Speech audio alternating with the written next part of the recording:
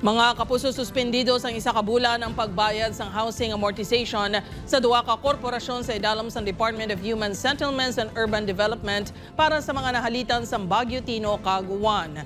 Suno sa Social Housing Finance Corporation, epektibo ang moratorium period para sa mga naapektuhan sa Baguio Tino sumugod sang November 4 tubtob December 3. Para ina sa mga benepisyaryo nga taga Mimaropa, Western Central kag Eastern Visayas kag Caraga.